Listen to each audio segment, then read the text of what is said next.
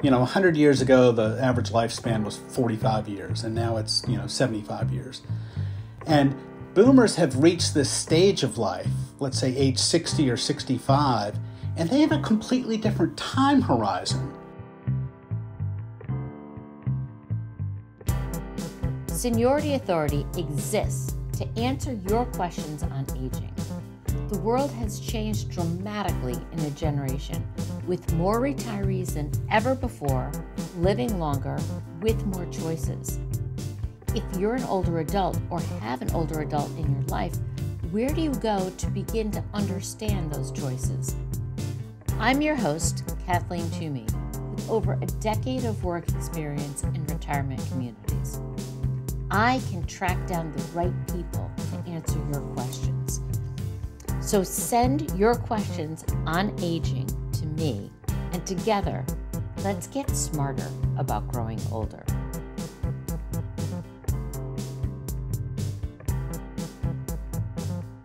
There's one generation that has smashed all cultural expectations and redefined the playing field as they went: boomers. In our next episode, we're going to delve into the mind of the boomer to understand what's next. My guest has spent half his working life studying the characteristics of this generation that has changed almost every life experience as they've gone through it. Now that they are growing older, what's next for boomers? Stay tuned to this episode. You will not want to miss it. Thanks to our show sponsor, the Riverwoods Group, Northern New England's largest family of nonprofit retirement communities, where active adults find community, purpose, and peace of mind. Visit riverwoodsgroup.org. Now, let's hear from today's guest. Welcome to Seniority Authority. I'm your host, Kathleen Toomey. I am so thrilled today to have as a guest Matt Thornhill, who is an expert on today's boomer consumer. He studied consumer behavior as a Madison Avenue advertising executive, was a pioneer in interactive marketing, ran a futurist think tank, and for the last 18 years has been researching and explaining all about boomers as the founder of the Boomer Project. An author, speaker, and regular talking head in the media about older boomers, Matt has the insights and perspectives that you will want to know about on what makes this generation, which is born between 1946 and 1964, still tick, and the how and why they will transform growing older in America. Interestingly, Matt recently underwent a transformation of his own by launching an encore career with a new senior living concept for middle-income boomers called Cozy Home Community. So he not only studies them, he actually emulates them. I'm not going to say he's one of them because that's just too personal. Welcome to the show, Matt. I'm so happy to have you here. Well, thanks, Kathleen. No, I'm happy to admit I'm a boomer. And actually, most boomers are happy to admit they're boomers. So good. I didn't want to out you as a boomer. But I think you wave the boomer flag proud. And what I think is so fascinating is that you have spent so much of your work life delving into this. My first question is, when you started focusing on boomers 18 years ago, you were not thinking about older adults, right? You were just looking at this generation. Yeah, that's true. But, time marches on. So it was inevitable that I would be looking at boomers as older adults. I would actually say that my focus on boomers started 40 years ago, about 40 years ago, when I started in the advertising business. Because back then we focused on, 18 to 49-year-olds. We called them young adults. Well, they were boomers.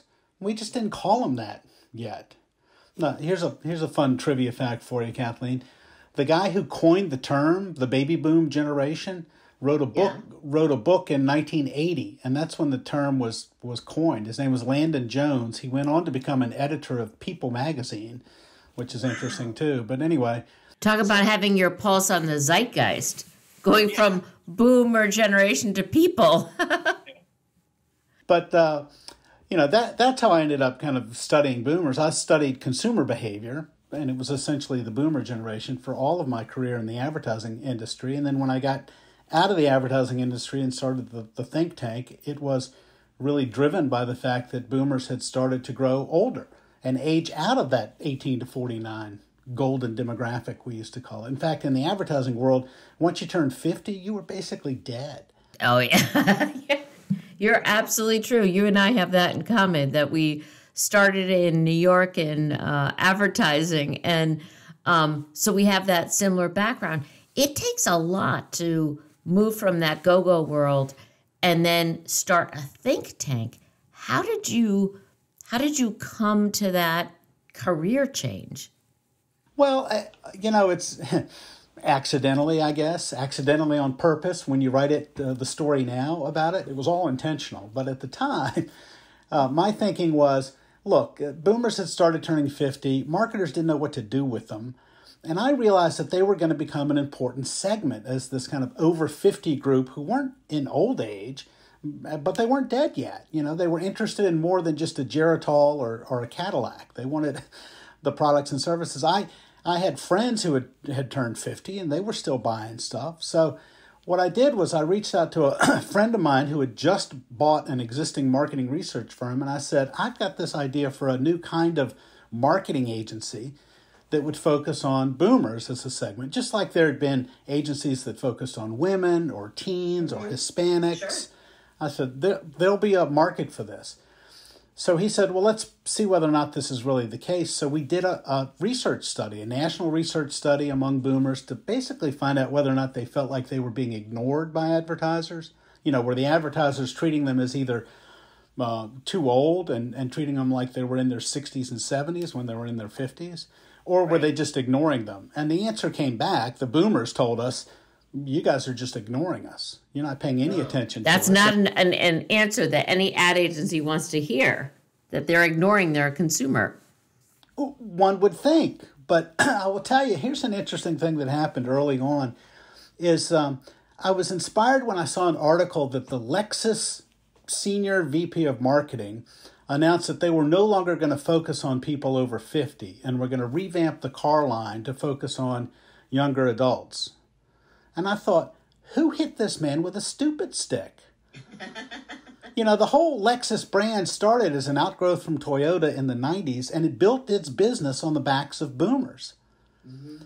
So it's early 2000, and they're saying, yeah, we don't want consumers over the age of 50 because that'll make the brand look like it's old. Did you know that back then, the typical American who bought cars bought 13 cars in their life, 7 of which they bought after the age of 50? Well, yeah, because that's when you've got the income, disposable income to buy them, and you can spend money on cars like Lexuses. It's not very many people's first car. Yeah, and he was saying, no, we're going to target 30-year-olds. And it's like, that is just... So that's what really made me say, okay, we got to help marketers understand that there's a whole group of people out there, some 76 million strong at the time, that are still buying things. And we were just in the right place at the right time because basically marketers started waking up and started calling us up and saying, help us understand this over 50 consumer of baby boomers. So that's really what got us started. So tell me a little bit more about the research that you did. And so you were trying to learn about boomers. Did you have findings that you wanted to prove, or, how did you start a think tank, and what were the assumptions that you were trying to understand? Well, in any market research assignment that you take on, you start with some assumptions you want to prove or disprove. You don't just kind of do a study to find out, well, wow, 47% of boomers use Visa and 53% use MasterCard, because who cares? That's not helpful. It's what are the issues you're really trying to get at. So I was fortunate. We were part of a market research firm that did traditional market research. Back in the days, it was, telephone surveys, then it became online, and really national samples and statistically valid and all of that to really understand how people think, how they behave, what are they buying, what are they thinking about, how are they planning things out. And I'll tell you a couple of interesting findings that we hit upon almost immediately. Again, this is back when boomers were in their, I'd say 40s to mid-50s, late 30s to mid-50s, to 20 years ago. Now we're obviously mid-50s to mid-70s. But at the time, one of the key findings was that the way boomers think and feel and act was driven not by their age, not by their calendar age, but by their life stage. Yeah. Because that's a big, we're talking 18-year distance, but even within that 18 years, people were at different life stages. I'll give you a personal example. At the time, I was 45. My brother was 48. He had high school kids, and he was looking forward to becoming an empty nester. I had a newborn. I was never going to be an empty nester. In fact, she's still in the house.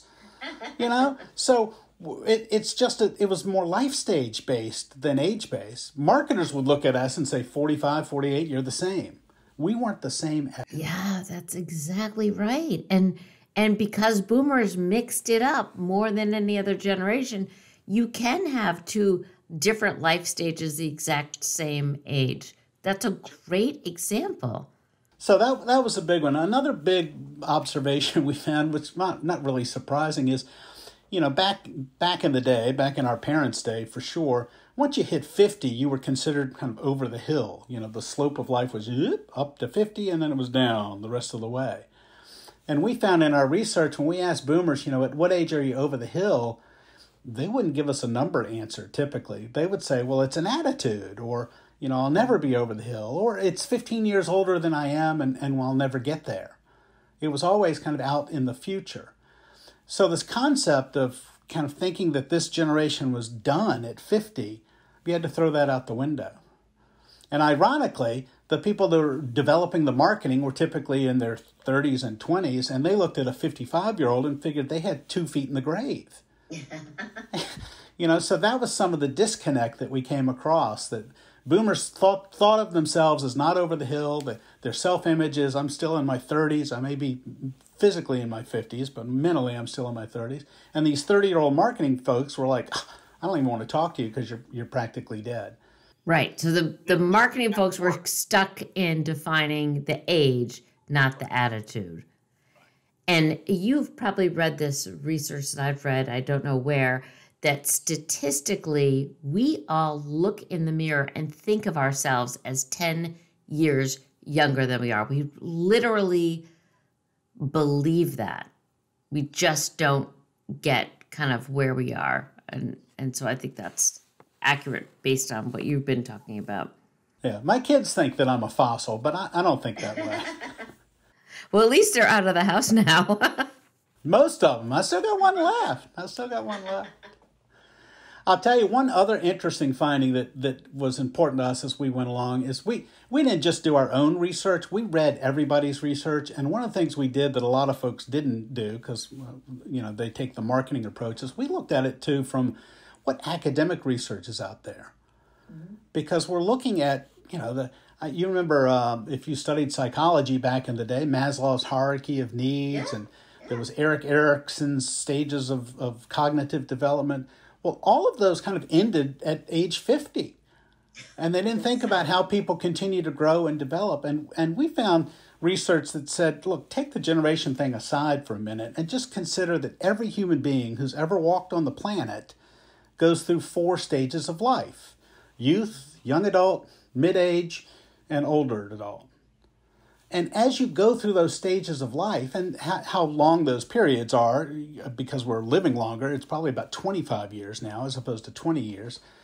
But every human goes through those 4 phases of life, and what's important to them changes as they go through those stages. Think of yourself, Kathleen. Are you the same person you were when you were 25, now that you're, 45? Oh, thank you, Matt. In theory, yeah. I am so happy I'm not 25, I'm telling you. Yeah, your priorities change. yes, priorities change and your worldview changes. Everything changes as you go. Has nothing to do with generations. So boomers at 50 had kind of passed that stage of life where they were trying to become someone, and had reached that stage of life where they realized that it was really about being someone. Less about success and more about significance.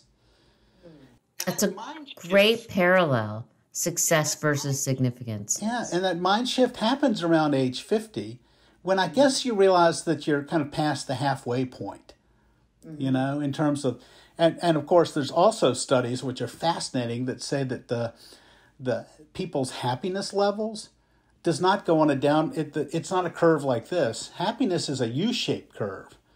People are less happy in midlife and happier in the beginning of life and the end of life. You think at the end of life, you're almost at the end. Why are you happy? It's like, you know what?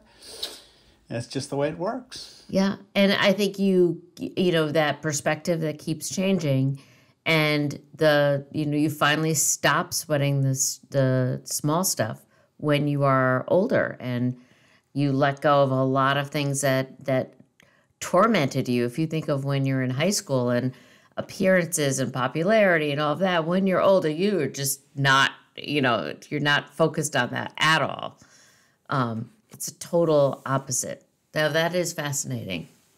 Well, one of my favorite anecdotes about how the mature mind works and how we evolve is on a book by a man named Gene Cohen called The Mature Mind.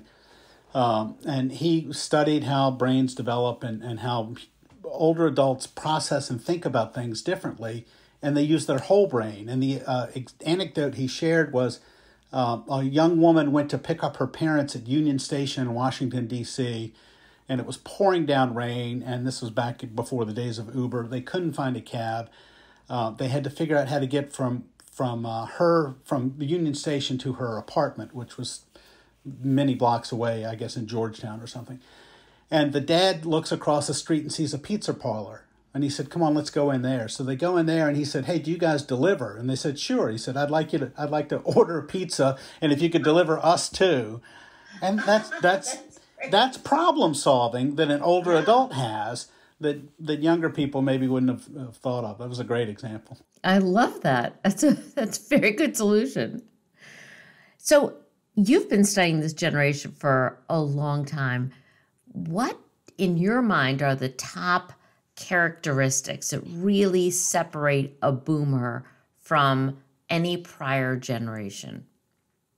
Well, just as context, so this generational thing, it's all based on essentially what experiences you had when you came of age, when you went through your kind of adolescent years, ages 10 to 20, thereabouts, because that's when your brain has developed enough to kind of process things. You're now, seeing the world and processing the world. And whatever experiences you have then shape you as a generation, because your generation's the one who's going through that phase of life at that particular point in time in history. So like the prior generations, let's say the silent generation, they're so-called, they were born during the Depression and came of age during the end of the Depression and World War II. Well, they were shaped by those events. And that ended up creating some characteristics for that generation, some traits that still hold true today. They're very much a trait that was selfless because they had to self-sacrifice and save tinfoil for the war effort.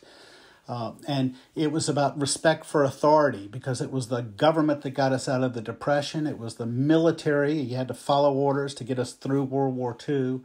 So they have a respect for authority that still shows up today when you talk to them about like their health care. They don't trust they don't trust the physician assistant or the nurse practitioner. It's the doctor. That's exactly right. And if the doctor says it, it's absolute gold. You don't question the doctor. And we look at, boomers, we're looking at the Dr. Google and Mayo Clinic and showing up with our doctor with printouts saying, here's what I've got, and we don't trust the authority because we came of age at a different time and place. So that silent generation was kind of selfless, and the boomer generation had different character. Coming of age during the 50s and 60s, things like the birth of suburbia and TV and the civil rights movement, even the women's movement, the space race, all of these things imprinted us as a generation. And when we kind of took control as students and protested the war and did Earth Day and all of those things and started transforming America, control became pretty key. There were so many of us, everything essentially had to bend to our will. Which was so unlike any other generation growing up, is the authorities were the parents. And now, just through sheer number, boomers, became the focal point. So we ended up as a generation that is about control and entitlement. There were, again, everything had to kind of bend to our will. And we were about personal gratification because we grew up with mom and dad, they moved into suburbia. They had bedrooms and bathrooms for us. And then they started buying stuff like microwave ovens and color TVs, and Bank AmeriCard came along, and they were able to buy. And we watched all that consumption. And then we went off to college. Women went off to college. We got into professional careers and just started acquiring things. And it was about personal gratification. So it's interesting how all those traits are essentially, shaped by when we came of age. So boomers today are very much, they're an optimistic generation. They didn't come of age during a depression. So they don't have the same kind of thinking about that. They are about entitlement, and they're transformational. They look at how mom and dad did stuff and say, well, I'm not doing it that way. Mm-hmm. And they just change things as they've gone along, and they continue to do that to this day. We used to say at the think tank that if silents are selfless, boomers are self-centered, not self-absorbed, but they view the world through the lens of me, not we. Mm-hmm. And the silent, it was more, and that me, not we, was actually formed around the kitchen table. Boomers were the last generation that they had 3 or 4 siblings. Typical family had 3 or 4 siblings, and it hadn't been that way since. So you had to vie for mom and dad's attention. You had to vie for that last serving of mashed potatoes or the cookie or whatever. And you had to form this in schools where we had 30 or 40 kids in the classroom. You really had to kind of find your own way. So it became about me. How's this working for me? And again, it wasn't being self-absorbed, but just figuring out, how do I navigate this world where there's so many of us? How do I differentiate myself? How do I take care of myself? So that formed, and that's really still a characteristic today that we see in boomers. You can't sell something to boomers and say, hey, if you're like so-and-so, you'd like this product, because boomers would say, I'm not like so-and-so. Right. I'm individual and unique. And why do I need it? I used to joke that boomers like to think that they're 1 in a million, and I would go, well, then, yeah, there's 76 more people exactly like you then. Yeah, exactly. That's how the math works. So how do those characteristics, do those change as boomers are aging? It makes sense how you've set it up in terms of how they grew up and how they got into their careers. But then as they're starting to leave careers and starting to hit that retirement age, they've got to transform retirement the way they've changed marriage. They got married later, had kids later, traveled more, had more education than any prior generation. What do you think they're going to do about retirement? Well, that's a great question. And it's interesting because one of the things about boomers that is unique about where they are in the place of history is we are now benefiting from the last 30 years, what's been called the longevity revolution, where people are living longer. 100 years ago, the average lifespan was 45 years, and now it's, 75 years. And boomers have reached this stage of life, let's say age 60 or 65, and they have a completely different time horizon than like our parents' generation. My parents got to age 60, and they thought, well, we'll be dead at 75, so let's retire at 65, we'll maybe travel for 5 years, and then we'll play with the grandkids for 5 years.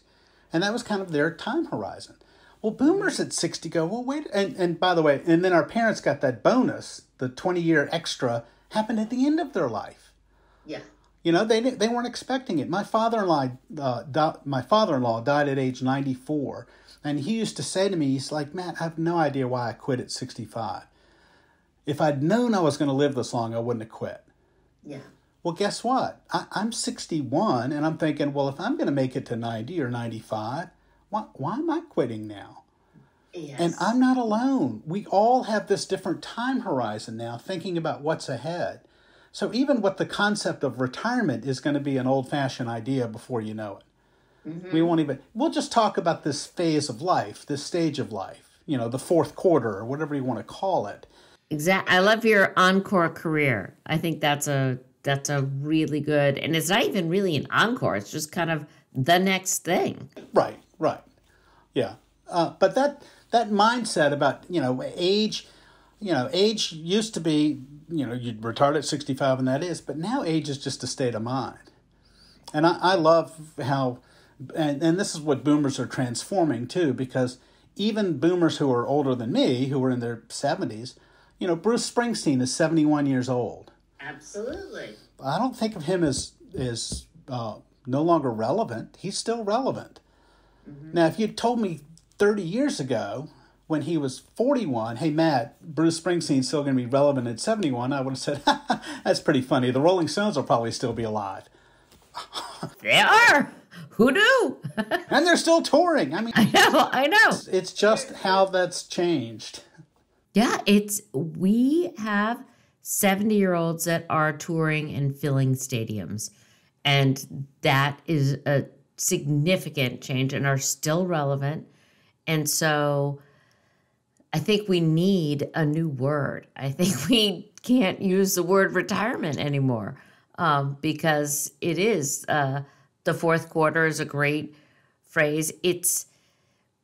I think language is important to boomers because they don't want anyone to, they don't want anyone to discount them and put them in a box earlier than they want to put themselves in a box, in a category. Yeah, I mean, I would definitely say so. I look at it, when I came into this field back in 2005, I got invited to the White House Conference on Aging. They do it every 10 years. And I was invited as a representative from the state of Virginia representing the consumer. And I was coming in as a boomer guy, marketing guy, into what I call the aging industrial complex of America.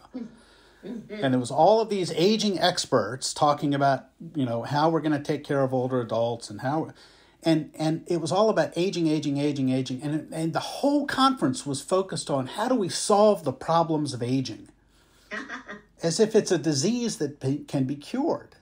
Right. And exactly. I'm listening to it through the lens of the boomers going, that is not going to fly with them. This is not about the problems of aging. And it's interesting, the more you look at it, the more you realize even that word is not the right word to use. I mean, the only thing I want aging in my life is a bottle of wine. Yeah, exactly. And we're all aging every minute of every day. You started aging the minute you were born, basically. But all the connotations around the word aging are decay, decline, and all those words. And you can dress them up. You can talk about positive aging and healthy aging and successful aging. But to me, that's not the right term. I think we should just be talking about people growing older. Mm-hmm. Because that's just a natural thing that it all happens. And we get to a certain stage where, we call them younger adults. Why can't we call them older adults? Exactly. There's no negative connotation there. It's just a relative term. I've told you I have an older brother. Guess how long he's been my older brother? Forever. And he's going to turn 65 this year. So am I going to now refer to him as my aging brother? No, he's just my older brother. So I think older adults and growing older is a much better way to talk about it. And on this whole idea of the problem of aging, it was funny. I was thinking about that, and a couple of years ago was watching the evening news, which is a rare thing that people don't do anymore unless you're an older adult. But I was watching the evening news, and all of the commercials were those pharmaceutical products for older adults to help them solve the problems of aging. You've seen them. Right. It's all of those commercials about, well, you got this, you got this. And to me, the worst one, because I'm a guy, was a commercial for Flomax. which is Yes. a product that apparently helps older adults, specifically men, with urinary issues. Yes. And their commercial was clearly done by a bunch of 20 or 30-year-olds because it was four men on a golf course. And the commentator, trying to be funny, would talk about the narrator, said, Jim's been going a little more often these days, and he has to stop his game and run off to the bathroom. And then another guy has to stop the game and run off to the bathroom. And another guy has to stop his game and run off to the bathroom. So it was problem solution, very simple structure. And it was all and then about how Flomax enables them to stay on the golf course. But it was embarrassing to watch it. Yeah. And if I was a man, I'd be embarrassed to admit that I had that problem. And a friend of mine named Brent Boucher, who was an advertising guy, said, Matt, here's how they should do that commercial. That commercial should be, instead of a golf course, let's say it's the 24-hour race at Le Mans. It's a car race where they drive for 24 hours. And they switch drivers every 4 hours. And they start, the camera's in the pits. And there's a guy, looks like me, gray hair, beard, all that, putting on the helmet. And the young guys next to him say, hey, Matt, there's no rest stops out there. And I confidently look at them and go, hey, I got this. And I get in the car and I drive. And while I'm driving, they tell us, Flomax has given Matt the control he wants to be in the car for 4 hours. That is about the promise of a longer life, not solving the problems of aging. Yeah, no, that is a great contrast. It is, and this idea of growing older being a bad thing that we have to cure versus a positive thing we have to celebrate. The promise of a longer life is what everybody should be selling. Everybody should be talking to get their products and services relative. I cannot agree with you more. I get so mad at all the birthday cards starting at age 40 with the doom and the gloom and the, and the black balloons and over the hill. That's ridiculous. We should be happy we are on the right side of the grass, celebrate the future that we have, and not prematurely age ourselves. It's outdated, and you're right, it's not funny.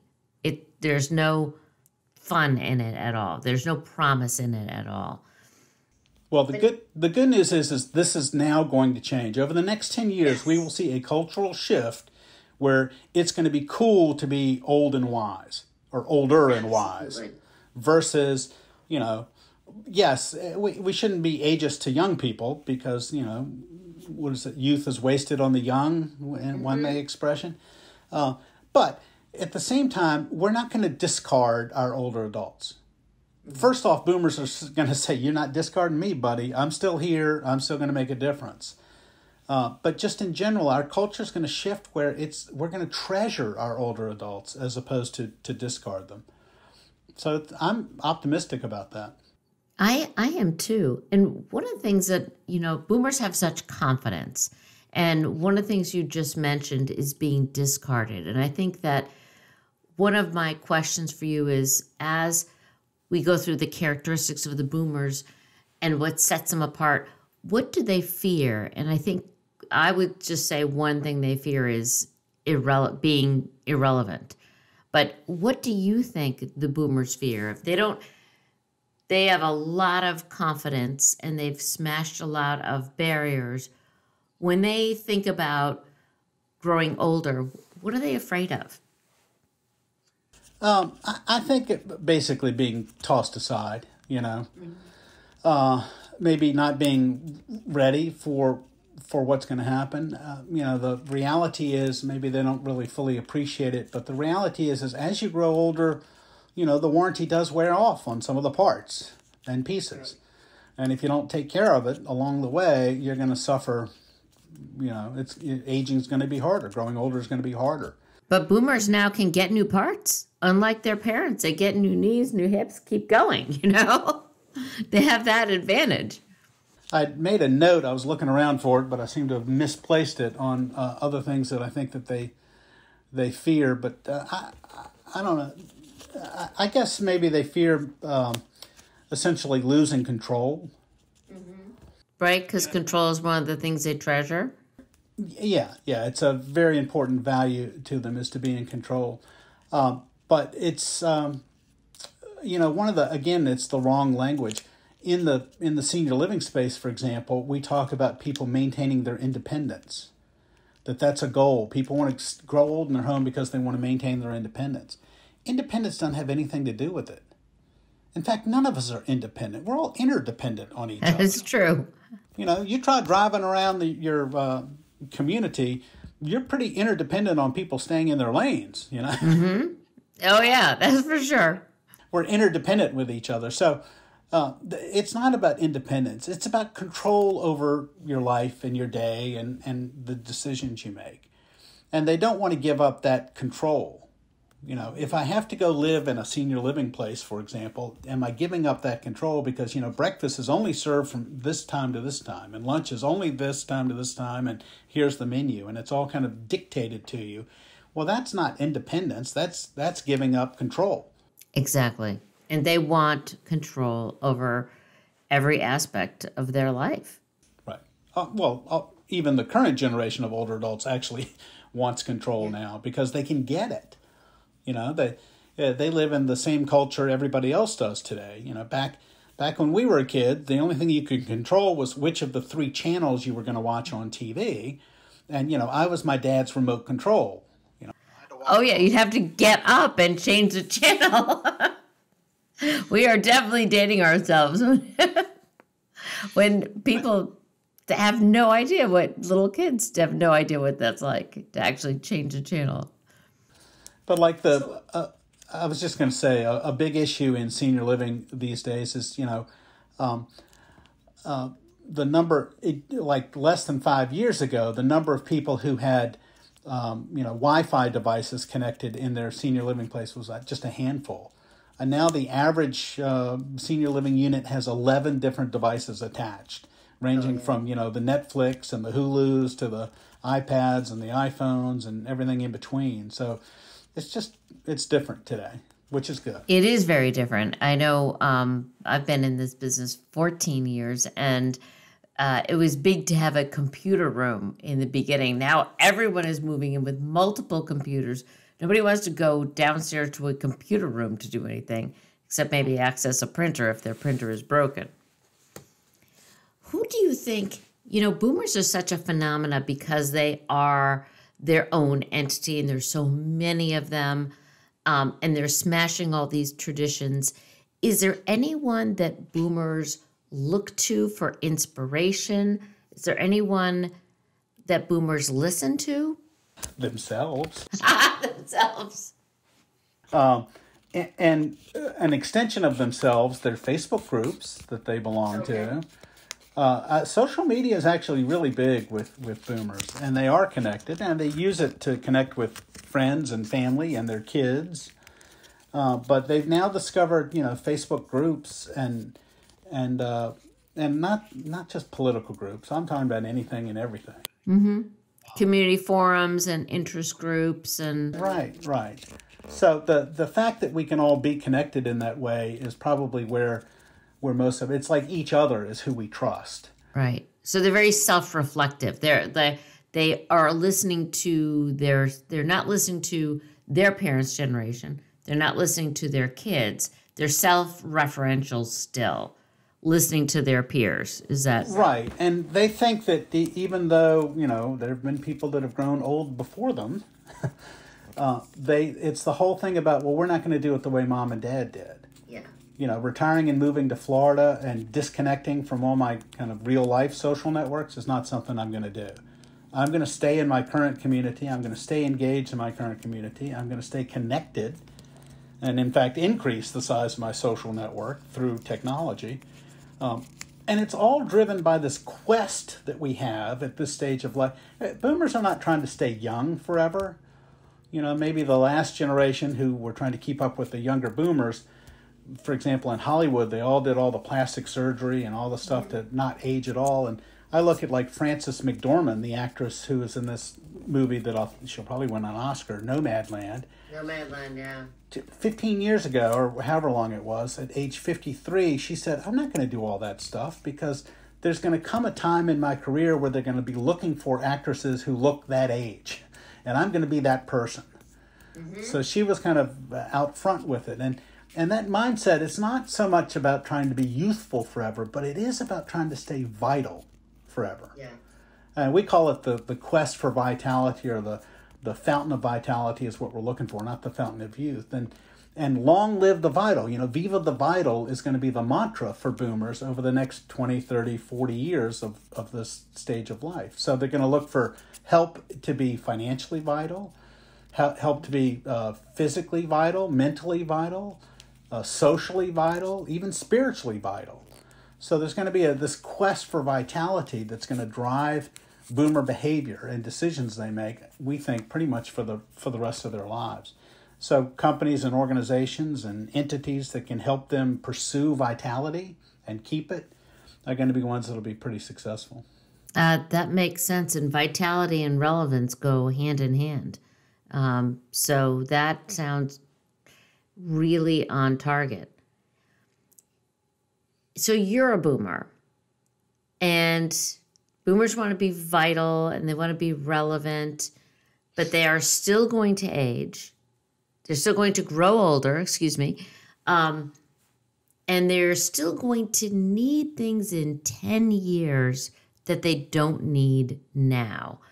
How would you recommend to the boomers who are listening, what are the things that boomers need to do now to prepare for the future in which they are going to have greater needs?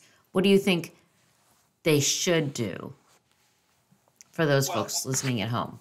Yeah, I think the recognition of, or maybe the slow acceptance that growing older does come with steps, and the steps are not generally up. The steps are down. I had a geriatrician tell me some years ago, it's like, he goes, I work with older adults, and they just think that once they get through whatever the health issue is, they'll kind of rebound back to where they were. He goes, they don't. They plateau. And then they have another health issue, they go down a notch, and then they'll plateau again. And it's just the natural progression of the human body wearing out over time. Right. You're not going to rebound up. You're going to rebound flat, and then you're going to take a step down. So knowing that, coming to accept that is your reality. And again, you get to a certain age and you get up in the morning and you realize, man, my knee hurts every day I get up. You just start to accept that. So then you have to start thinking about, okay, well, what are the implications of this? Well, I'm going to eventually need help if I do live to be 90. And we look at what happened to our parents. Our parents who didn't know they were going to live that long. Right. Ended up living that long, and what quality of life did they have at the end if they didn't, quote, take care of themselves? So the implication is it's never too late to work on your health. And to do simple steps that can just pay off down the road, and you don't have to join a gym. Just go for a walk. Right. There's a longitudinal study that was done in Hawaii where they studied 200 men over 50 years. And the men who walked 2 miles a day were much healthier 50 years later and lived longer than the ones who didn't walk that distance. 2 miles a day is a 20-minute, 25-minute walk. That's it. Yeah. And that's all they did. It was nothing special, nothing whatever. Right. So it's simple things about doing it. And I will tell you that the other big opportunity for boomers at this stage of life is, okay, you finished your career, let's say. You now have this long time horizon ahead of you. Don't just stop. Don't just stop.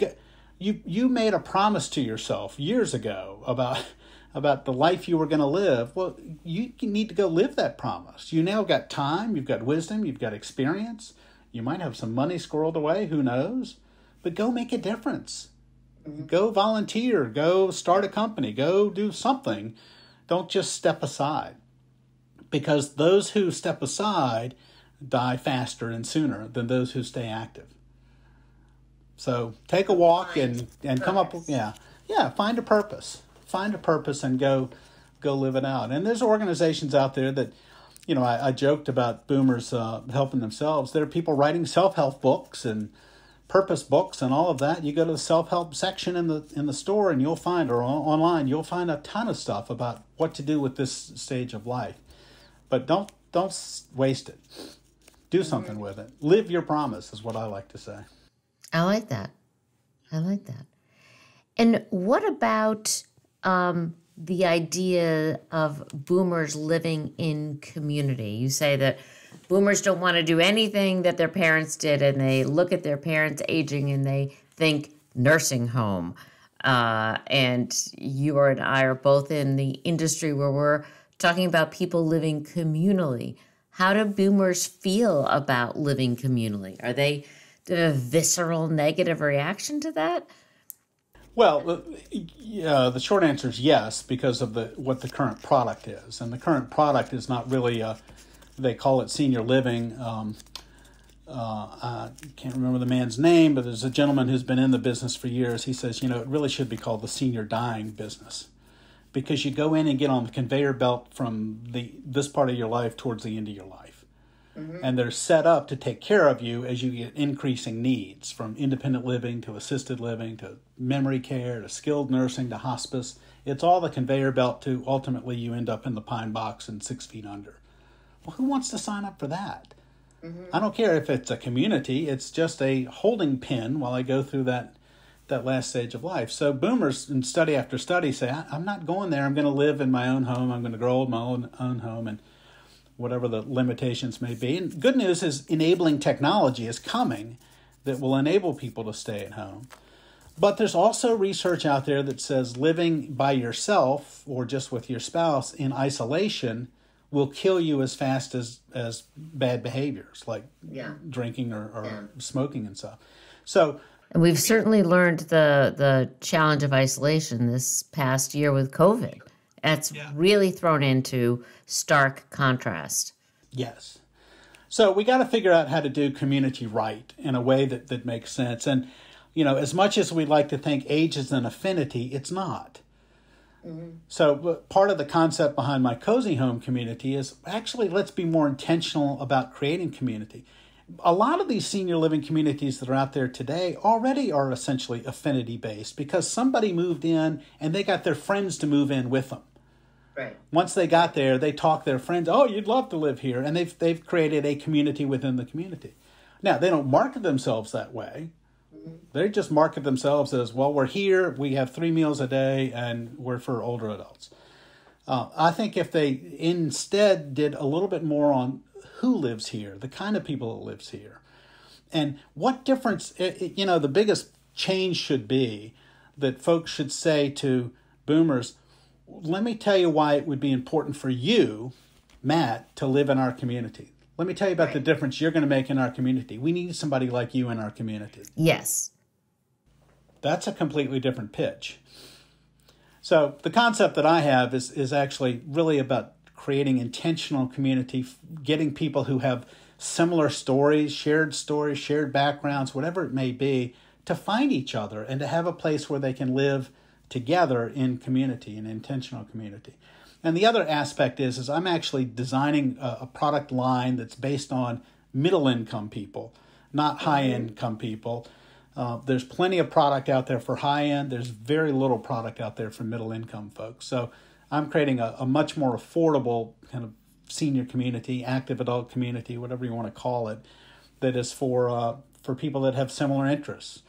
And I've got the houses are designed so that they're small houses, not tiny homes. In fact, they're cozy homes, 1,200 square foot, 1 floor, 2 bedrooms, 2 bath. And I put 8 of them in a kind of pocket neighborhood. I call it a colony.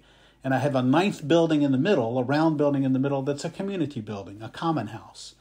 And those 8 households, whether they're single people or couples or whatever, have some connection, some shared story. Maybe they're all retired school teachers. Maybe they all grew up in the South. Maybe they all are NASCAR fans or they're Jimmy Buffett fans or whatever it may be. There's something that just helps facilitate the community connection. And then a requirement for living in the community is that as long as you're able, you have to give 12 hours a month in volunteer time to the community. That can be helping with landscaping. That can be helping a neighbor. That can be helping with the books. And that, I think, helps to keep the cost down, too, if it's and find purpose. If you're a person requiring volunteer, I think volunteering is overlooked as a emotional change agent. So many older adults who can get very focused on themselves and their issues and their problems and their aches and their pains. If they were to be able to get out and volunteer, get out of their selves, it would put things in perspective. Well, one of my bugaboos with the current model for senior living is it's all designed around come here and we will serve you. Mm-hmm. It's all service and hospitality, not come here and we will and be a part of a community where you can make a difference.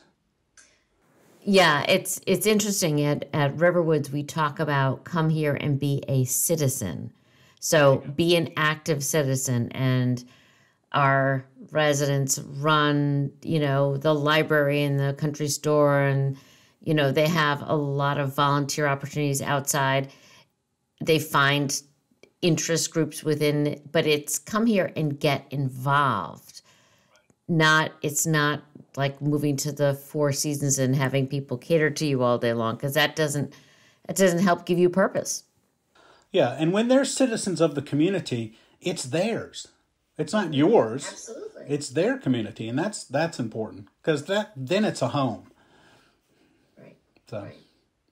Well, I love this idea of cozy home communities, and there'll be links in our show notes for those folks who'd like to take a closer look at Matt's concept.